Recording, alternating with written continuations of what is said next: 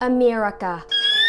Home of the land, brave of the free. The nation with the most dummy fat cheeks. The Mac Daddy of countries that can rock your world for at least 10 minutes if you include a small snack break in between. Home of the first openly gay bird and the toilet that Elvis died on. As Tucson, Arizona's top speed talking saleswoman and nationally ranked pointer, my talents were noticed by the U.S. Department of Tourism / Propaganda / Carnival Foods. Thus, I have been commissioned to give a brief overview of this great nation. If any of the statements in this video offend, confuse, or titillate you, or just turn out to be historically inaccurate, please inform me in the comment section down below. But be warned, you are afforded only one racial slur and/or swear per 20 words, and your complaint must be rendered in iambic pentameter. Godspeed. A history of the founding of the USA. The country officially known as the United States was founded in 1776. For much longer, though, it was inhabited by around 3.8 million Native Americans. The native being pretty redundant. It is difficult to be certain the exact amount there were, though, because some thought that it would be funny to change their outfits and get counted twice. They were correct. That's hilarious. These tribes very rudely demanded that they not be evicted from their ancestral homelands and have their culture nearly eradicated. At least that's how it's written in my primary source for this video, which is of course Bill O'Reilly's Revisionist American History for country clubbers who don't tip. I can of course resonate with their experience because I too have been mistaken for an Indian. I was also forced to leave my place of birth. Not a country exactly, but a Costco parking lot. I wasn't so much born there as much as I manifested when someone sneezed on a Costco chicken bake that was left on the ground. I was then asked to leave the premises once the police informed me that I could legally no longer squat there. No worries though, this Native American community is now fully prospering in American society. Their main form of media representation being nipple-exposing werewolves and side characters in liberal white guilt fantasies that Academy Award members can pat themselves on the back for recognizing while they tell their nanny, "I really love Mexican culture," despite the fact that she's Puerto Rican. She has her master's degree. She nods politely while quietly dying inside, just as Sitting Bull would have wanted. But pre-1776 U.S. also had other non-white inhabitants. The horrors of the transatlantic slave trade was the first step in the domino effect that eventually led to the Civil Rights Movement, Pootie Tang, and the Real Housewives of Atlanta, also resulting in African Americans' historically low purchases of cruise ship tickets. After a series of settlements by the Dutch and España, the English finally gained dominance over this chunk, establishing 13 colonies. This old queen was taxing them for all of the essentials: tea, stamps, wigs. So in response, these queens, aka the founding daddies, declare their independence via text. "Hey babes, this just isn't working out. It's not me, it's you." Lol. "BTW, can I please have my jewel back?"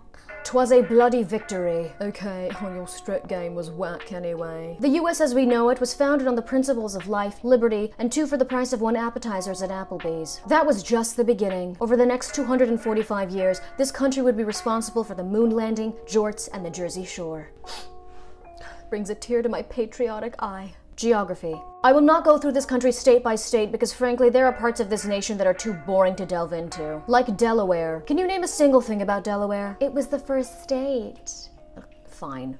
No sales tax? I already don't pay that. Audrey Plaza's from there. Yeah, and she left the second she could. What does that say? The US can be divided into several geographical regions. By the way, I'm not going to be including the US territories because I couldn't think of a funny joke for Guam. The Northwest. A fascinating blend of bougie old money wasps, working class people, sheltered suburbanites whose children are 2 victims away from being world champions in gaslighting, and the spiciest whites you will ever meet. If you prefer getting yelled at on the street by a guy that says, "Your tuchus is like an onion cause it makes me wanna cry," then this is the region for you. A man on the street once yelled, "Boricua!" at me. I responded, "No, I'm a Pisces." He just began laughing. The enchanting power that I have over men is shocking, even to me sometimes. Now, what is a wasp? If you have ever crossed the Connecticut state line or accidentally wandered into a Brooks Brothers while searching for the Auntie Anne's pretzels because, uh-oh, it's 4:30, time to eat your feelings again, then you'll know that a wasp is a white Anglo-Saxon Protestant. They're closeted yet functional Chardonnay guzzlers that love cold beaches and offshore banking accounts. The only reason to befriend them is that there's a high chance that they'll commit a crime in front of you. Perhaps they'll throw a waiter off of a cliff in a fit of rage because daddy told them that they can't use the family jet to throw mid-air tickle parties. Years later, their team will pay you hush money to ensure that you don't ruin their run for office. You'll take the money, of course, because you don't have any morals, do you?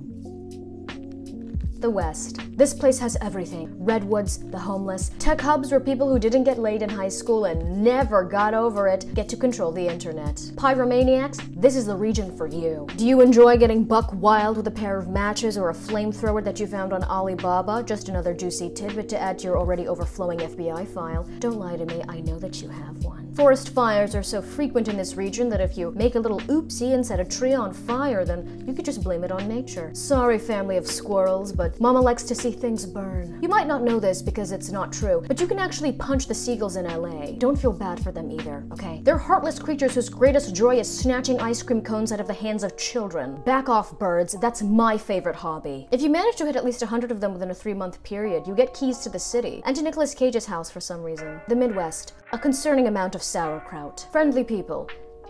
Too friendly, at times. Makes me a little suspicious. What are you hiding, Martha? This region is condescendingly referred to as flyover country because there is nothing to do. Incorrect. There is plenty of fun to be had, you just gotta get creative. A list of things to do in the Midwest. Carve out cryptic messages in cornfields. Knock over the Gateway Arch. Start a turf war between 2 herds of cattle. Convince the entire state of Iowa that the rapture has already occurred and God has left them behind because he didn't like the fact that their state name is mostly vowels. The Southwest. AKA, not the South, but not hedonistic enough to be the West, with the exception of Las Vegas. That's because all of the sin and debauchery in these 4 states is sucked out of the residents via a giant straw and then spit directly into Las Vegas. They overdid it in Utah, however, which is why Mormons exist. Either that or somebody left a group of Cabbage Patch Kids in front of a television playing Veggie Tales and they somehow became sentient. There is the Pueblo if you want some ancient architecture or just need a hideout if you're running from the feds, both equally valid. Cool flowy garments, great natural landscape, look at those earth udders. The South. You've definitely heard of her. She's got quite the reputation. Oh, that's the racist part of the U.S. Oh, please, Linda, you can find racists anywhere. A Southern racist might call someone Oriental as opposed to Asian. A Northern racist, on the other hand, upon seeing any black man approaching them, will say, "Oh, I'm sorry, I don't have any spare change," while reading a copy of White Fragility. He had earphones in, Chris. He wasn't even going to ask you anything. In Megan Thee Stallion's America, nonetheless. Unbelievable. This region has given us many great things. Soul food and biscuits, old people in rocking chairs, and of course, Dolly Parton and her wigs. Alaska and Hawaii. The latter was forcefully annexed, and the former is just a means of spying on Russia, just to make sure that they're not up to something again. This plan backfired, though, because it turns out they like to be watched. And finally, Florida. This state requires a section of its own. Imagine being packed together alongside every flavor of American, sweating furiously. Someone grazes your lower back. Grandma Esther, you saucy minx. Culture. Oh, Americans, no culture. Listen here, you recurring French caricature. The U.S. does have culture. Many, in fact. This is the country that birthed jazz, hip-hop, and the chicken dance. So we don't have gigantic ancient monuments where people used to be executed. But if the New York City Council would just listen to my suggestion of transforming Yankee Stadium into a giant battleground for Marvel vs. DC fans, then we could have something just as good as the Coliseum. I'm going to give you a quick rundown of the myriad of cultures and subcultures that comprise the beautiful tapestry of this great nation. Goths, crossfitters, gangbangers, lowriders, Azalea Banks fans, stan Twitter accounts, breakdancers, people who think Woody Allen did nothing wrong, hippies, hipsters, cowboys, swamp folk, comic book fans, antiquers, cult members, smooth jazz enthusiasts, skater boys, she said see you later boy. I'm sorry, sometimes the spirit of Avril Lavigne takes over me. People who think the book was better than the movie, simps, kombucha drinkers, the Navajo, twerkers, crystal buyers, gamer girls, Jordan Belfort wannabes, the literate, farmers, baddies, weebs, punks, evangelicals, heathens, theater kids, perverts, people who are 1/6 Native American and won't shut up about it. This is not a comprehensive list. Cuisine. I know some naysayers will say, American cuisine is an oxymoron. You shut your filthy mouth. Oh, it's unhealthy. Listen here. You don't go to a brothel for casual conversation. You know what you're there for. Hamburgers and fries are tasty, and I'm not just saying that because I have the palate of a spoiled toddler. American cuisine encompasses more than just McDonald's. There is coastal seafood, clam chowder and lobster dishes, New York-style pizza, Creole cuisine of New Orleans, every single type of pie your little heart could imagine, soul food, Midwestern comfort foods, carnival food abominations that still taste good, and of course Americanized and authentic versions of the cultural cuisine of nearly every single country on earth. You know, I'll say it, a dish being Americanized does not automatically make it bad. Panda Express is not remotely authentic, but will it matter when you're tipsy and want to slurp down some noodles? No. That's the point. This is the hill on which I will die. Politics. The major U.S. political parties are the Democrats and Republicans, the Libertarians, the Green Party, the Harlem Globetrotters, and the cast of Cheers. The Dems and Repubs are the big boys, the ones that get their hands dirty. Big government versus small government is a BS approach of understanding U.S. politics. The real distinction is that Democrats will airstrike a Yemeni birthday party and brag about the fact that the drone pilot was a woman of color. Republicans will also go through with the same Yemeni airstrike, however, they will tweet about it with the captions, "This is what real masculinity looks like. Hashtag did I trigger you? Hashtag toxic masculinity." Right-wingers also have a much more interesting and wider variety of conspiracy theorists and crackpots. A left-wing nutjob might set a trash can on fire. A right-wing nutjob will do the same thing, except wearing an American flag Speedo and a mask of Richard Nixon. This is a capitalist nation with no antiquated monarchy, which we did away with the second that we could. We are now a corporate oligarchy, just as the good Lord intended.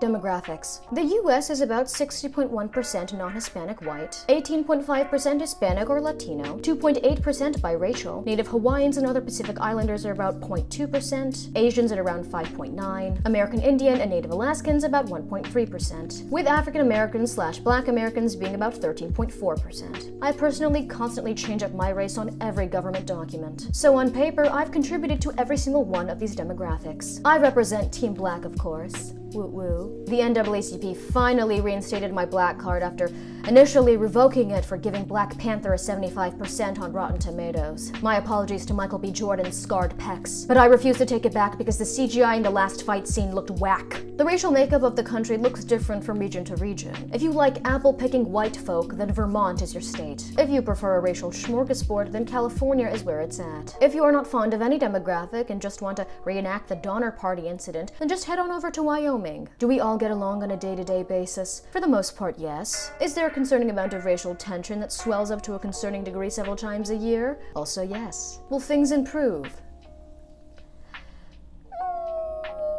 The United States is a flawed country with a messy past and an uncertain future, but gosh darn it, she's got a lot to offer. I wouldn't live anywhere else, mainly because I already signed my lease, so I literally cannot move to another location for at least a year. But at the end of the day, all Americans can get together and do what truly matters, bullying Canadians. I wanted to give a very quick shout out to all of my lovely, juicy little patrons on Patreon. Your names are going to be flashed up on the screen somewhere. If you would like to support my degeneracy, as well as the podcast that I run with my lovely little elfish friend Rachel, then donate to my Patreon in the link down below. Or don't. I don't control you. Not yet.